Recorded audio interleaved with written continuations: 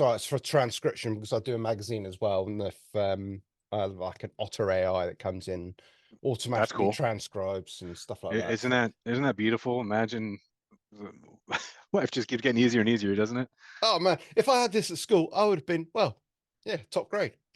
But I Me, same. didn't. I mean, I do computer programming and it's just changed my life. It's just Yeah, unbelievable.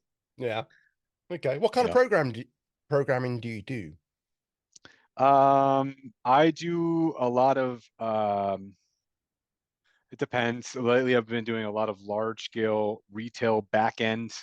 Right. I do a lot of just a lot of automation tools and automation tasks type stuff. Yeah. Just Okay. getting rid of people and letting the scripts and programs do the work. That's what I do. You're Skynet. That's what you are. I know I'm feeding into Skynet. Unfortunately, it's just if you can't beat them, you got to join them. I suppose. Okay. Oh, we might as well just roll with this. This is Rock Radio UK, a podcast with Dave Cyderbaby and Johnny from Job For A Cowboy. Hello. Hello, hello. In the silence between worlds, in the spaces where meaning lingers, stands a figure of unparalleled resonance. The man, the myth, the legend, Dave himself. I am excited to speak with you. You do talk a lot of crap sometimes, don't you? Oh, thank you. Thank you for that. Johnny, it's nice to meet you. I've been a bit of a fan for a few years. I mean, I've got to say though, 10 years. We've had to wait 10 years for a new album. Yep. Come on. You get what you get and Why? you don't get upset. That's how it works, my friend. Okay, how you doing anyway? I mean, you're looking well, you're looking chilled, you're looking relaxed. I'm good, man. I'm in my garage right now speaking with you. Life's been great, you know. I know we're about to talk about the band and the record. We're just pumped to finally be back. That's what it all comes down to. Yeah, I mean, you've been around for a while. I mean, you're not old by any stretch of the imagination, but I'm getting there, man. I'm a middle-aged man now. I started this when I was in my teens, and look at me now. For whatever reason, I'm still here. but Job for a Cowboy I mean, you've been going for a long time now, and you've got such a big following. Did you ever think that would happen when you first started out? No, of course not. The band started just a couple friends playing in our parents' garages. But luckily the Arizona music scene was thriving at the time with Mm, metal and hardcore, and we really took advantage of that and hit the road immediately as soon as we could in Texas, California, um, Nevada, just all the states close to Arizona, and it just kept escalating from there. I mean, I think with the band we've always been hard workers, and we always put a lot of effort into this, and for whatever reason it worked out, and like I said, I'm still standing, I suppose. mm. Um, did you intend to be the band you are now? When No, not at all. I mean, I think I don't know how familiar you truly are with the band, but if you look at our very early look at our very early work, excuse me, it is vastly different mm, than what the band sounds like today. It's been a cauldron of sounds and evolution over time. I mean, Knee Deep.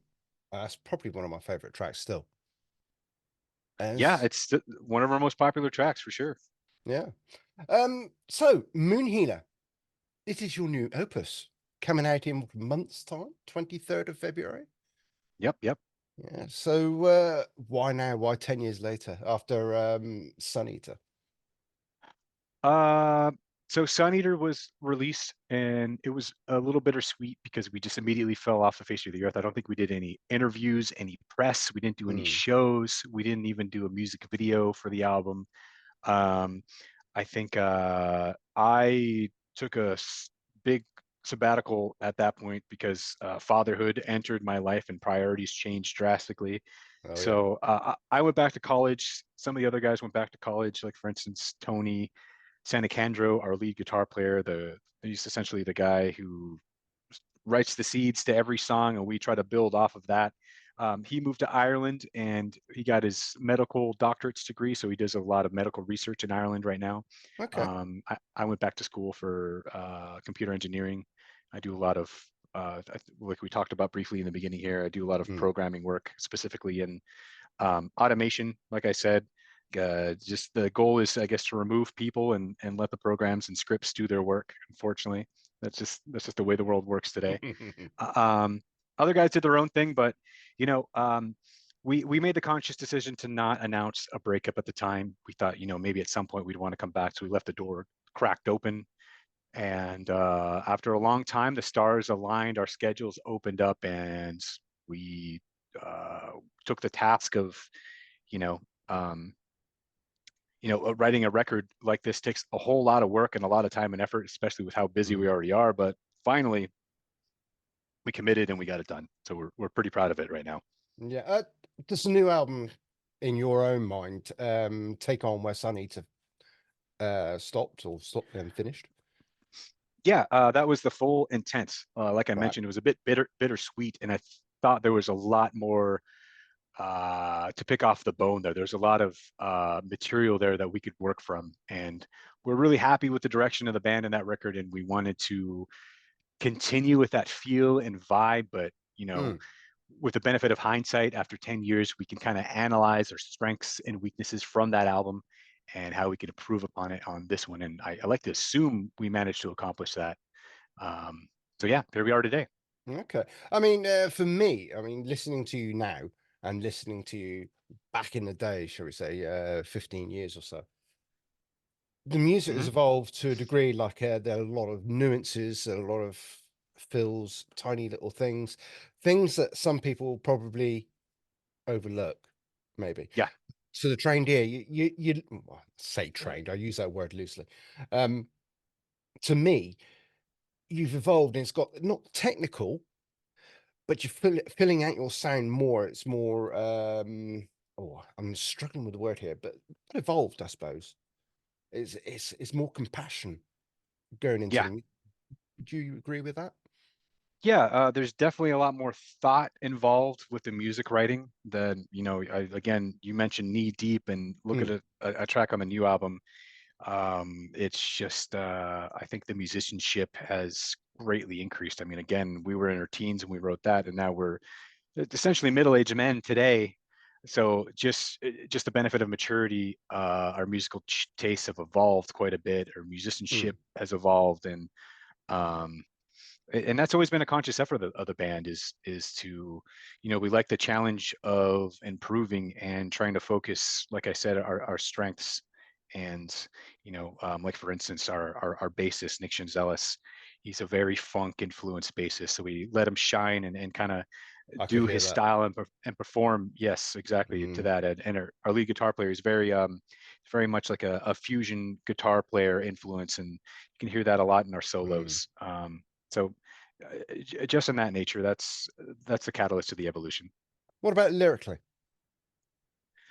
Um, yeah, lyrically is, again, I've changed a lot as well. I guess I'll just, since you bring it up, I should just jump right into the concept. I don't know how familiar you are with it, but with Sun Eater, the idea of it was, well, the story behind it rather. We have a very close friend who took a very deep dive in hallucinogenic drug use, and Okay. he even became a bit of an alchemist, where he would brew his own drugs at home and would become essentially his own guinea pig. So he would abuse his stuff, and unfortunately, I think he had some internal, maybe schizophrenia, bipolar disorders, and through the consumption of these drugs, it really Mm, brought that out. And unfortunately, I think it kind of deteriorated his reality and his life as a whole. So with Sun Eater, that was a bit of a third person perspective. That's someone looking from the outside and seeing how that affected their life. And with this new album, Moon Healer, I looked at it as more of a first person perspective, where I try to put myself into their shoes. This person had a lot of writings, personal emails and letters to friends and family that he sent out of his beliefs.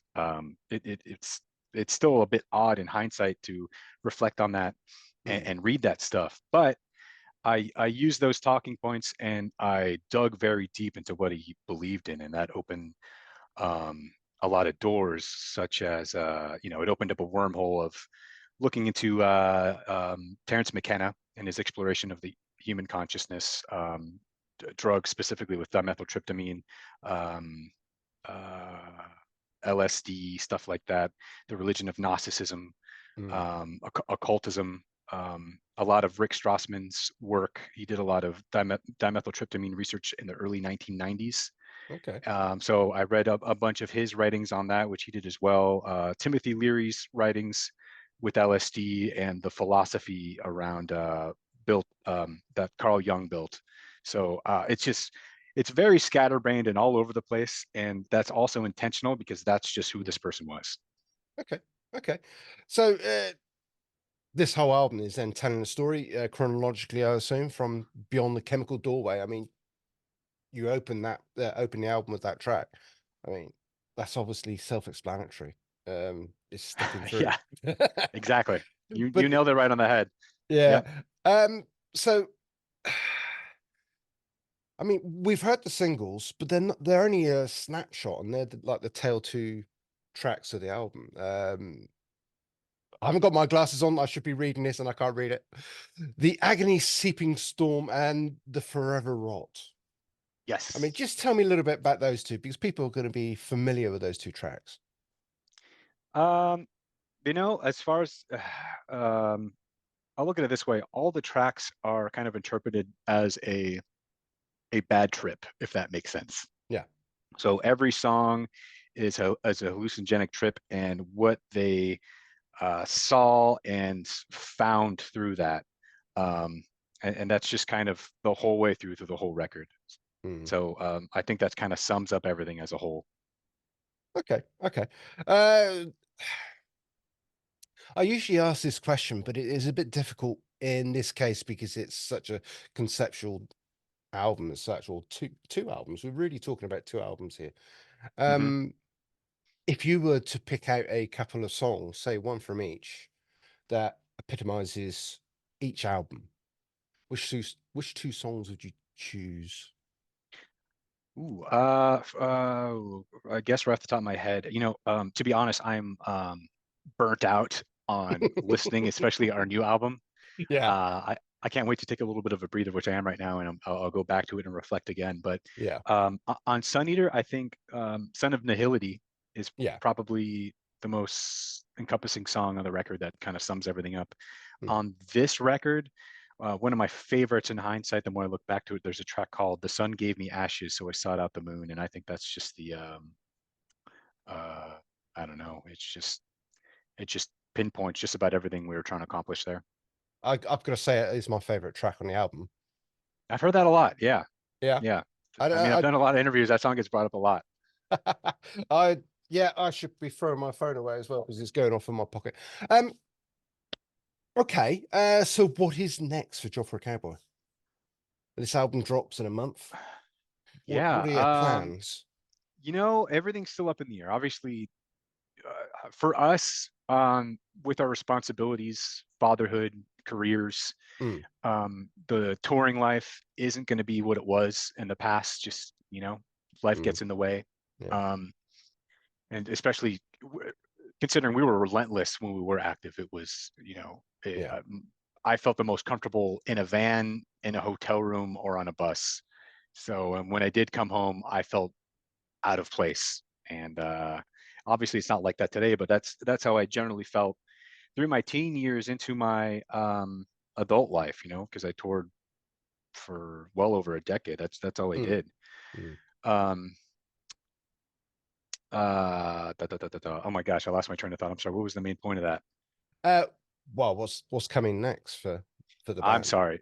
So with that being said, we have a lot of talks of touring and shows. It's just we're trying to get the stars to align between everyone's schedule. So a Mm, lot of discussion, nothing yet set in stone, but be on the lookout because it's inevitable. Some things will start popping up shortly here. brilliant, brilliant. I mean, well, you've mentioned now that you've matured into middle age, and Yeah. your whole central life just changes, doesn't it? I mean, Hmm. I'm the older side of middle age. You Well, look no you look no older than 20 25. You're okay. Handsome fellow. over You need to here. go to The man, the Specsavers, my friend. Um, so with that in mind, did that, I suppose I'm losing my train of thought here, because you've matured or reached maturity, shall we say, did your outlook on your writing of the album actually change? The subject matter, because America's quite a conservative place. I think we can both can agree be. with that. Yes. I mean, Uh, I guess you could say it's pretty right down in the middle, but yeah, compared yeah, to other places, yes.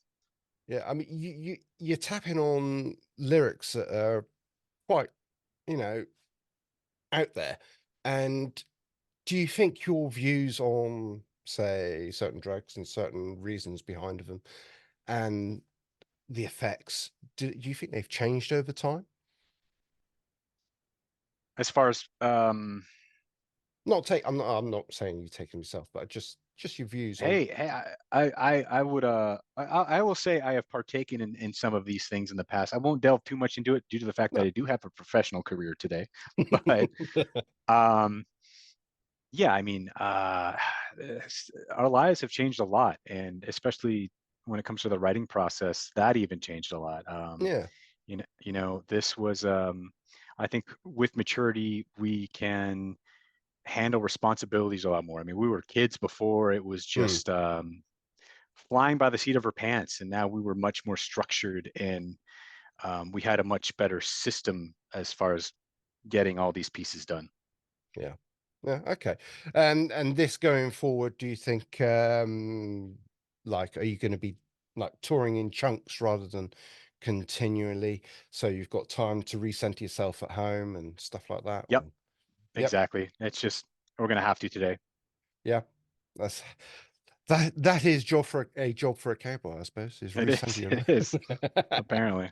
I mean, I've got to say, when I heard the name first off, I look back and I think, oh God, not another Leonard Skinner kind of Southern boogie kind of band. And I was totally blown away by you were completely the polar opposite Yeah. of what The I thought. the the, the name has been a curse and a blessing at the same time. A curse in the fact that there's a lot of gatekeeping and elitism in the Mm, death metal world, and we kind of established, um, we created a perception that people clung to in the beginning of the band, and I think we changed pretty dramatically. Like for instance, after Doom EP, yeah. um, but